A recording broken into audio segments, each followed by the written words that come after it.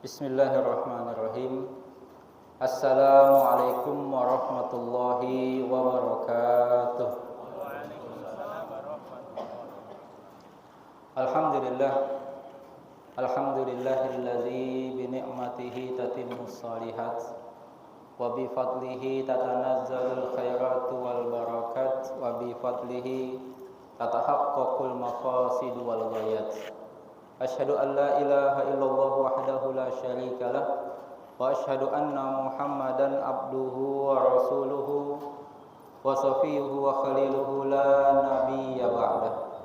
Allahumma fasalli wa sallim wa barik ala nabiyyina wa habibina wa syafi'ina wa maulana Muhammadin wa ala alihi wa sahbihi wa man tabi'ahu bi ihsanin ila yaumil qiyamah thumma amma ba'du. Allahumma nawwir qulubana bi nuri hidayatik kama nawwarta qulubal anbiya'i wal mursalin wal ulama wal awliya was salihin. Amin amin ya rabbal alamin.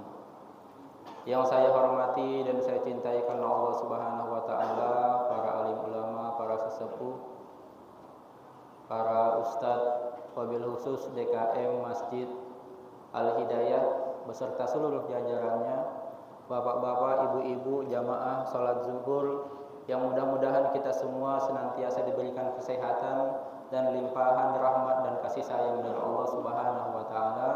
Amin amin ya rabbal alamin.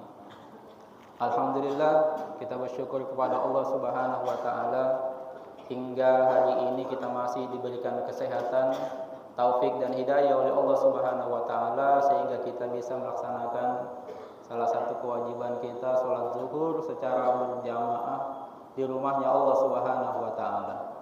Rasulullah Shallallahu alaihi wasallam pernah bersabda dalam hadis sahih riwayat Bukhari dan Muslim, "Man goda ilal masjidi aw roha a'addallahu lahu fil jannah nuzulan kullama goda aw roha."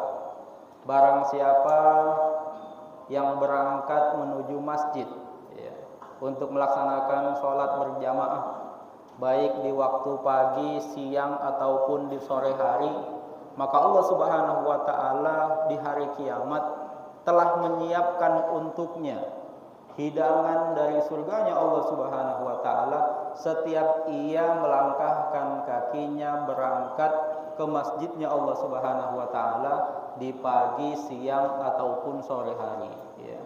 Makanya bersyukurlah kita orang-orang yang diberi hidayah oleh Allah Subhanahu wa taala untuk bisa menjaga sholat berjamaah di masjid. Karena Allah Subhanahu wa taala sudah menyiapkan bagi kita semua hidangan di surganya Allah Subhanahu wa taala yang tentunya ini adalah salah satu janji ya, dari Allah Subhanahu wa taala bagi orang-orang yang menjaga sholat berjamaah di masjid. Insya Allah mereka termasuk calon ahli surganya Allah Subhanahu wa taala. Amin amin ya rabbal alamin. Hadis sahih riwayat Bukhari dan Muslim ya. Jamaah sekalian yang dirahmati Allah Subhanahu wa taala, hari ini kita sudah berada di penghujung bulan Sya'ban ya. Jika Allah Subhanahu wa taala memberikan kita kesehatan, panjang umur, insya Allah kita akan kembali berjumpa dengan bulan yang sangat mulia, bulan yang sangat agung, bulan yang penuh dengan rahmat, barokah dan magfirah dari Allah Subhanahu wa taala, bulan yang sangat dirindu-rindukan oleh hamba-hamba Allah yang beriman ya.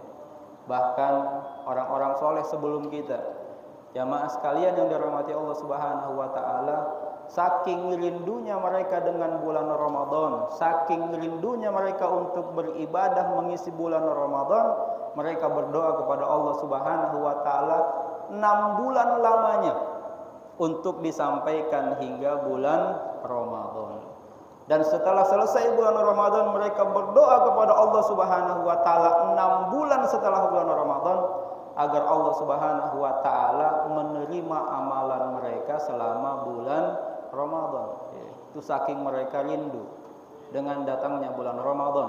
Mudah-mudahan kita juga termasuk di antara orang-orang yang rindu dengan bulan Ramadan ya. Kalau kita tidak rindu dengan bulan Ramadan, maka bisa jadi ada masalah dengan keimanan kita. Nauzubillah summa nauzubillahi min dzalik. Rasulullah sallallahu alaihi wasallam setiap akan datang bulan Ramadan, beliau memotivasi sahabat-sahabat beliau. Beliau memberi kabar gembira, wahai sahabat-sahabatku, qad ja'akum syahrul Ramadan. Sungguh telah datang kepada kalian bulan Ramadan, syahrun mubarakun, bulan yang penuh dengan keberkahan. Kataballahu alaikum siyamahu, Allah wajibkan bagi kalian berpuasa pada bulan itu agar mencetak kalian, mendidik kalian, melatih kalian menjadi hamba-hamba Allah yang bertakwa, mendapatkan gelar yang paling tinggi kedudukannya di sisi Allah Subhanahu wa taala. Inna awliya Allahi la khaufun alaihim wa lahum yahzanun. Sesungguhnya wali-wali Allah, kekasih-kekasih Allah, orang-orang yang tidak pernah merasa takut dan sedih di muka bumi ini, kata Allah dalam Al-Qur'an, allazina amanu, mereka adalah orang-orang yang beriman, wa kanu yattaqun. Makanya kalau kita bisa mendapatkan gelar takwa, kita bisa menjadi kekasih-kekasih Allah Subhanahu wa taala yang berjalan di muka bumi ini. Fihi tuftahu abwabul jannah, kata Rasulullah. Di bulan Ramadan Allah membuka lebar-lebar pintu surga, menutup rapat-rapat pintu neraka, dan membelenggu para setan. Kalau di antara kita pagi hari banyak yang sulit sekali untuk bangun subuh, di antara kaum muslimin, kalau sholat zuhur, sholat maghrib mungkin penuh masjid, tapi kalau sholat subuh begitu sulitnya kita untuk bangun, karena ternyata memang setan itu kerjaannya, bapak-bapak yang dirahmati Allah, itu menjadikan telinga kita sebagai toiletnya. Naudzubillah summa naudzubillahi min dzalik. Tapi kita lihat di bulan Ramadan, bahkan orang-orang yang tidak pernah kelihatan di masjid pun, itu di waktu sholat subuh datang lebih awal ke masjid melaksanakan sholat subuh, bahkan ngalahin orang yang terbiasa sholat berjamaah subuh di masjid. Itulah luar biasanya bulan Ramadan, di mana Allah Subhanahu wa taala membelenggu para setan. Fihi lailatul khairum min alfi syahr. Di dalamnya ada satu malam yang lebih baik, kata Rasulullah, yang lebih utama, yang lebih mulia daripada 1000 bulan. Tidak hanya sekedar sama dengan 1000 bulan, tapi lebih baik dan lebih utama, lebih mulia di sisi Allah dibandingkan orang yang beribadah selama 1000 bulan lamanya. Kita baca Al-Quran 1 juz pada malam Lailatul Qadar itu lebih baik dibandingkan orang yang membaca Al-Quran setiap hari 1 juz selama 1000 bulan.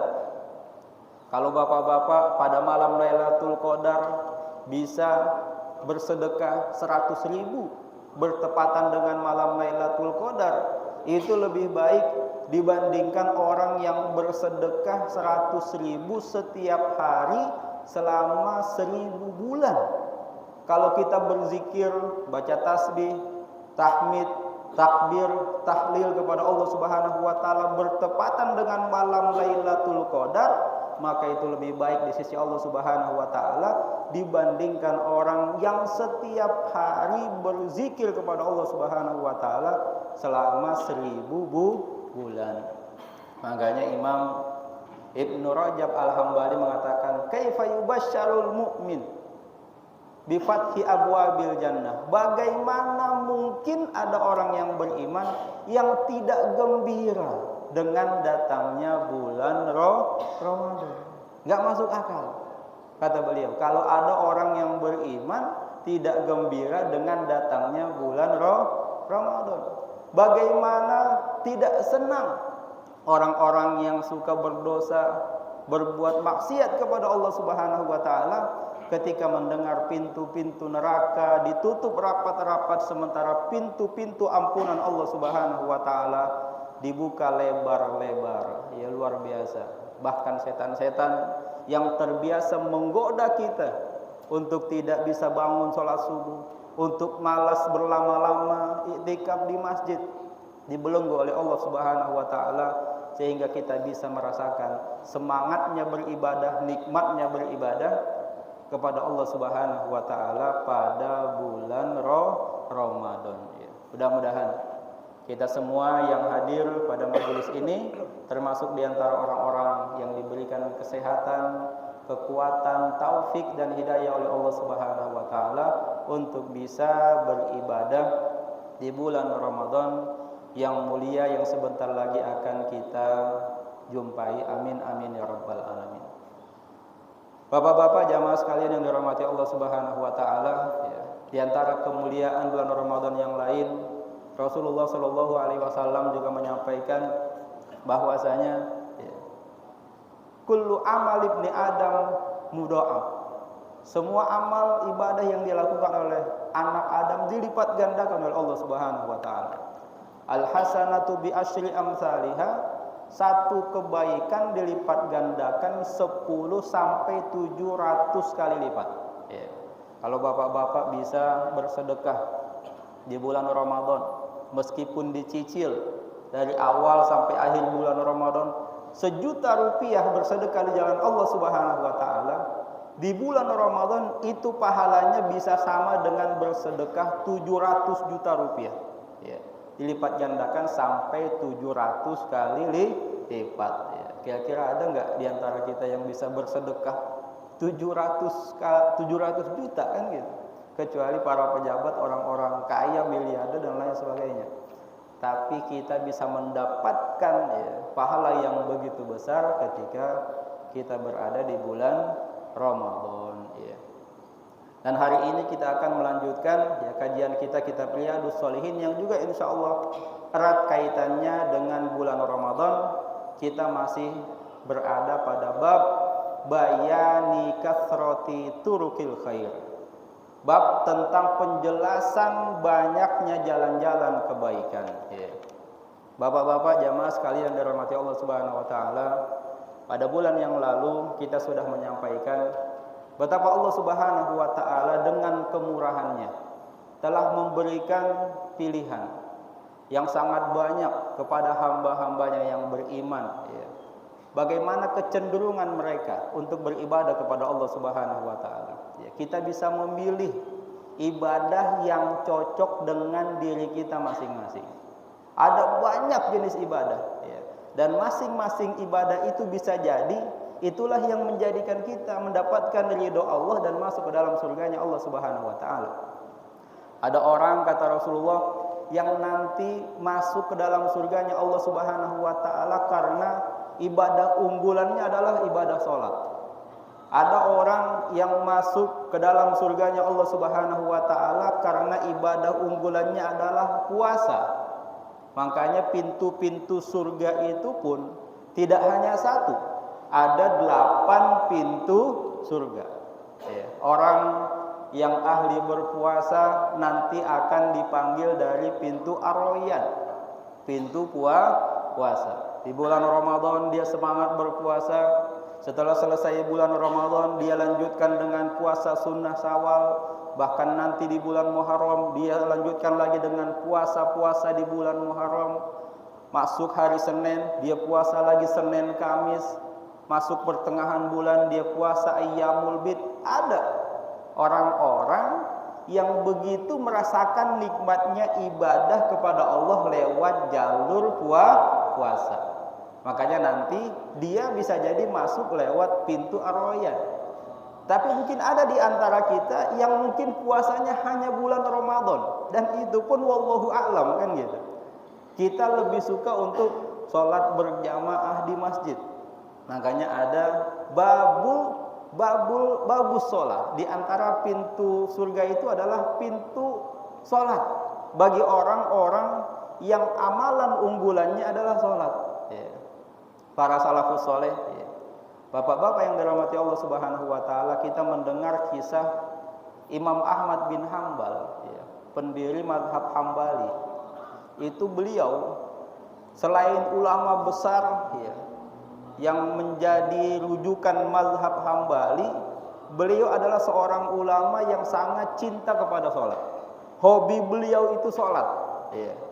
Makanya diriwayatkan oleh anak beliau Abdullah bin Ahmad bin Hambal, bapak saya Imam Ahmad bin Hambal, dalam sehari semalam itu bisa melaksanakan sholat 300 rakaat.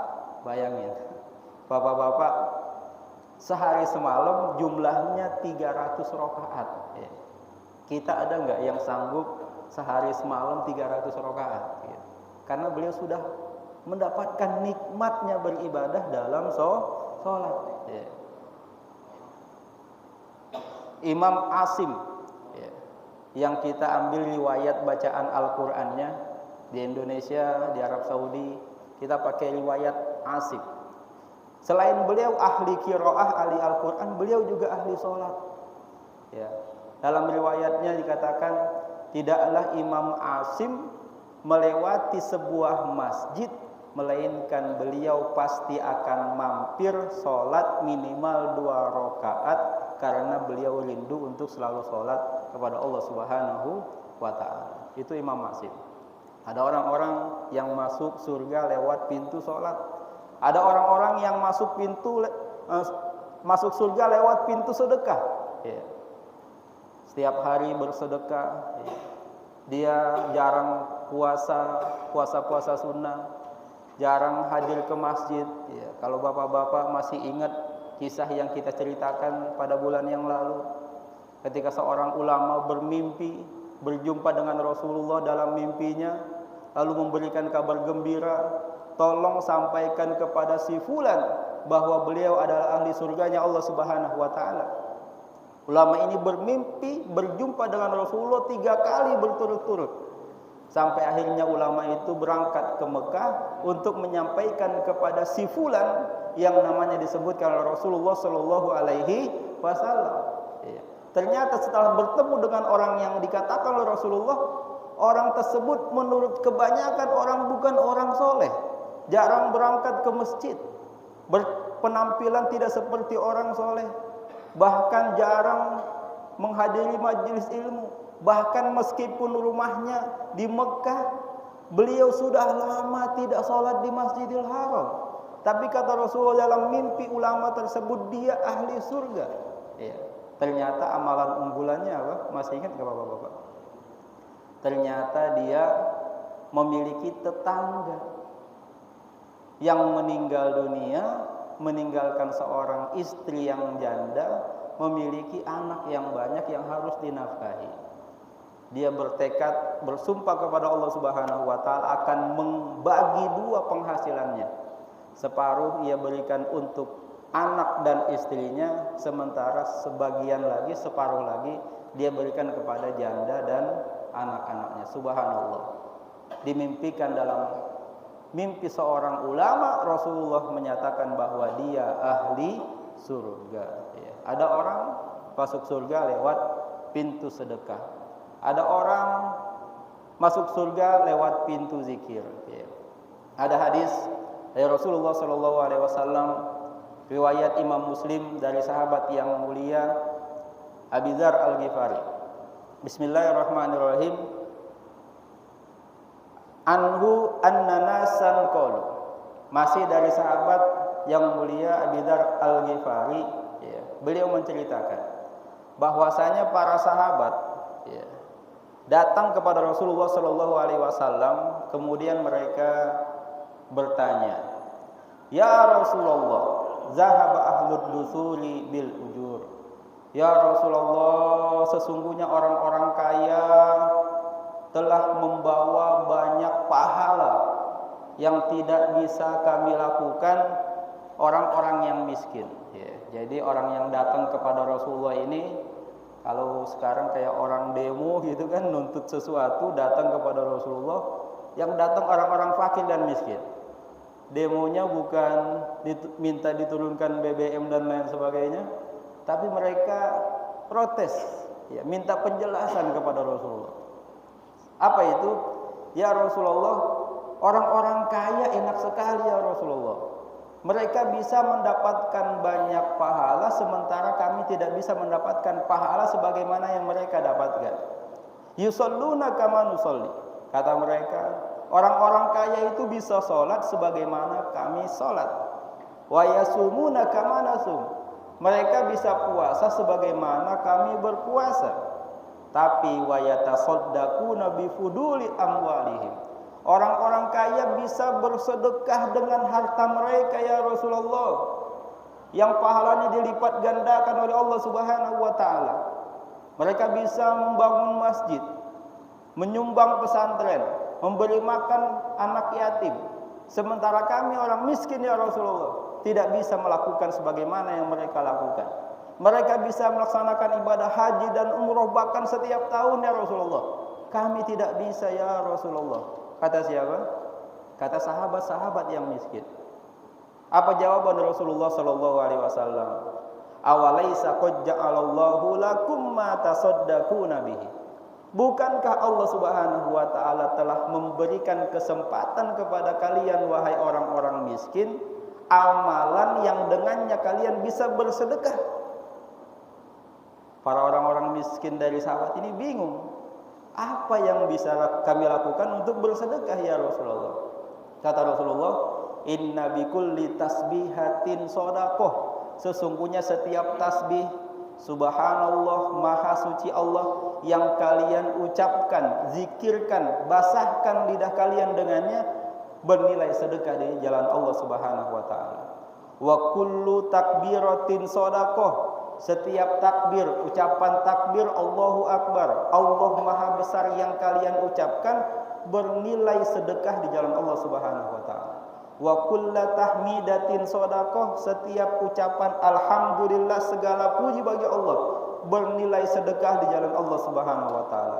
Wa kullu tahlilatin shadaqah. Setiap tahlil la ilaha illallah yang kalian ucapkan dengan lisan kalian bernilai sedekah di jalan Allah Subhanahu wa taala.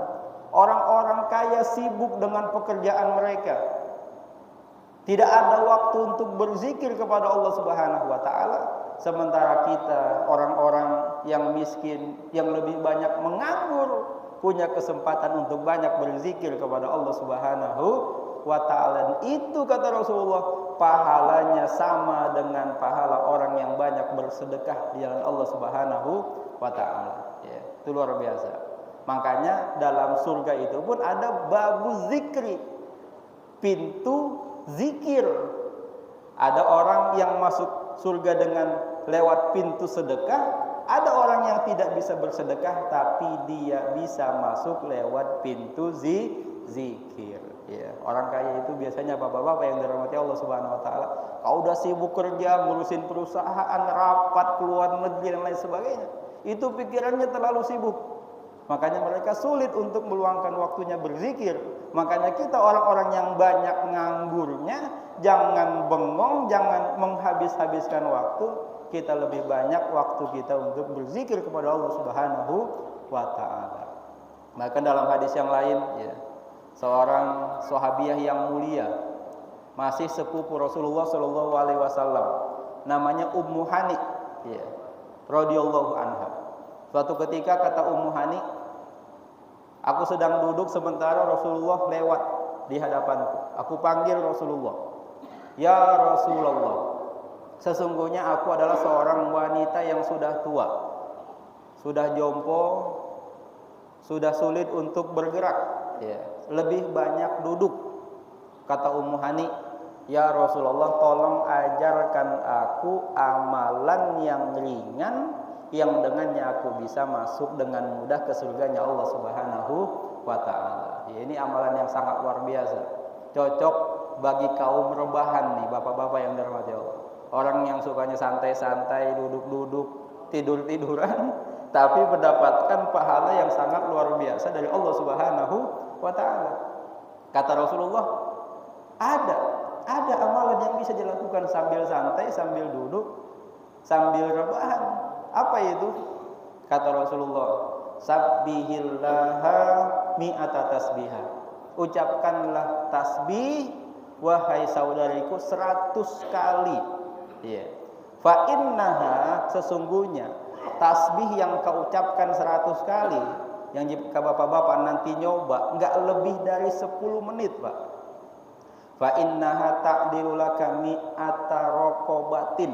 Sesungguhnya 100 tasbih yang kita baca sambil santai itu, pahalanya kata Rasulullah sama dengan orang yang bersedekah memerdekakan 100 orang budak keturunan Nabiullah Ismail alaihis salam. Subhanallah. 100 tasbih, Pak. Subhanallah, subhanallah, subhanallah, subhanallah, subhanallah, subhanallah, subhanallah, subhanallah. Satu tasbih dihargai Allah seperti orang yang bersedekah 1 budak. 100 tasbih 100 budak keturunan Nabiullah Ismail. Iya. Kalau dulu Abu Bakar Siddiq ketika memerdekakan Bilal bin Rabah, itu satu orang Bilal bin Rabah itu harganya 9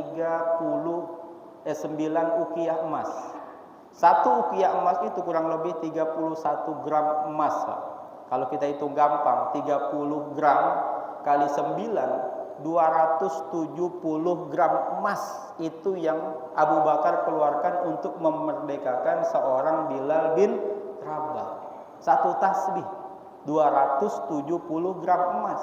Kalau sekarang emas harganya berapa? Kurang lebih 1 juta. Satu budak itu, Pak, di zaman Rasulullah harganya kurang lebih 270 juta. Seharga mobil baru sekarang ini. Ya. Sementara kata Rasulullah 100 tasbih itu sama dengan 100 budak yang kita merdekakan. 270 juta kali 100. Berapa, Pak? Kurang lebih 2,7 miliar. Ya. Berapa banyak waktu yang kita sia-siakan, ya. Jika seandainya kita gunakan untuk bertasbih kepada Allah Subhanahu wa taala, itu luar biasa nilai pahala sedekahnya di jalan Allah Subhanahu wa taala. Tidak hanya itu, kata Rasulullah, engkau baca tahmid 100 kali, alhamdulillah, alhamdulillah, alhamdulillah sambil duduk. Ada yang sambil nunggu orderan, sambil nunggu telepon, baca alhamdulillah, alhamdulillah, alhamdulillah. Kata Rasulullah, itu sama pahalanya dengan orang yang bersedekah 100 ekor kuda yang digunakan untuk berperang di jalan Allah Subhanahu wa taala. Subhanallah. Ya. Kuda perang. Kalau sekarang kendaraan tempur untuk berjihad di jalan Allah Subhanahu wa taala. Yang ketiga, kata Rasulullah, engkau baca takbir Allahu Akbar, Allahu Akbar, Allahu Akbar, Allahu Akbar, Allahu Akbar, Allahu Akbar 100 kali. Enggak sampai 10 menit. Kata Rasulullah, itu pahalanya sama dengan engkau menyembelih 100 ekor unta, ya, untuk engkau kurbankan di jalan Allah Subhanahu wa taala. Subhanallah, luar biasa, ya, pahala orang yang berzikir. Dan yang terakhir kata Rasulullah, engkau ucapkan tahlil la ilaha illallah, tiada Tuhan yang berhak disembah kecuali Allah, la ilaha illallah, la ilaha illallah, la ilaha illallah. Kita bisa baca santai sambil duduk, sambil naik motor, sambil naik mobil, ya, sambil nunggu orderan dan lain-lain. Kata Rasulullah, pahalanya memenuhi ruang antara langit dan bumi. Subhanallah. Dan tidak ada orang yang bisa menyamai pahala yang akan engkau dapatkan kecuali orang yang melakukan seperti amalan yang engkau lakukan. Itu luar biasa. Makanya tinggal pilih, Pak. Mau masuk surga lewat pintu puasa atau lewat pintu sedekah, pintu puasa, sedekah, pintu zikir, ya kan, pintu sedekah, ada lagi yang lain pintu sabar, ada pintu jihad, ya. Semua tergantung kepada kesukaan kita atau kecenderungan kita masing-masing, gitu. Bahkan dalam hadis yang tadi kata Rasulullah, ya, wa amrun bil ma'rufi shadaqatun, engkau melakukan amar ma'ruf, mengajak orang kepada kebaikan, ya, seorang ustadz berceramah, alhamdulillah jamaahnya dengerin, mengamalkan ilmu yang diajarkan, ustadznya juga dapat pahala tanpa mengurangi pahala sedikit pun dari orang yang mengamalkan. Kita ajarkan anak kita ngamalin, istri kita ngamalin, kita dapat pahala sebagaimana pahala yang mereka dapatkan tanpa sedikit pun mengurangi pahala yang mereka dapatkan. Wa nahyun 'anil munkar shadaqah. Kita melihat kemungkaran terus kita cegah, kita nasihatin, itu juga sedekah di jalan Allah. Bahkan yang lebih luar biasa kata Rasulullah, wa fi bid'i ahadikum shadaqah. Bahkan ketika kalian berhubungan suami istri, di situ ada sedekah, ya, bernilai sedekah di jalan Allah Subhanahu wa taala. Sampai-sampai para sahabat terheran-heran, "Ya Rasulullah, apakah kami mendatangi istrinya untuk melampiaskan syahwatnya, kami dapat pahala?" Kata Rasulullah, "Tentu. Bukankah jika seandainya dia melampiaskannya kepada jalan yang haram, dia akan dapat dosa? Begitu juga ketika dia melampiaskannya di jalan yang halal, dia dapat pahala." Makanya nanti malam bapak-bapak ngomongnya sama istri, "Bu, saya mau sedekah." Ibu mau nerima sedekah nggak? Dia dikiranya mau ngasih duit kan gitu, nggak taunya melaksanakan kewajiban suami istri. Wallahu a'lam bis-shawab, ya. Makanya kata Rasulullah, la tahqiranna minal ma'rufi syai'an. Janganlah pernah kalian meremehkan kebaikan apapun, sekecil apapun, ya. Karena kita nggak tahu dari pintu yang mana kita akan masuk ke surganya Allah Subhanahu wa taala. Walau antal ko akhaka biwajihin talqin, ya. Walaupun kebaikan itu hanya sekedar kita senyum, ya, ketika bertemu dengan saudara kita sesama muslim. Jangan-jangan itu yang menjadikan kita masuk ke dalam surganya Allah Subhanahu wa taala. Wallahu a'lam bishawab.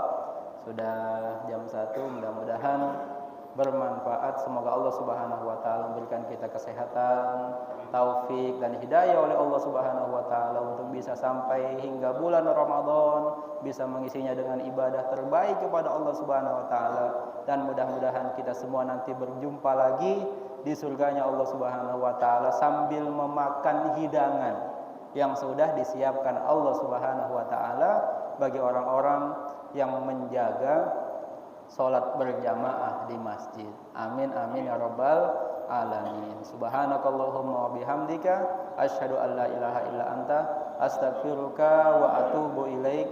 Wassalamualaikum warahmatullahi wabarakatuh. Waalaikumsalam.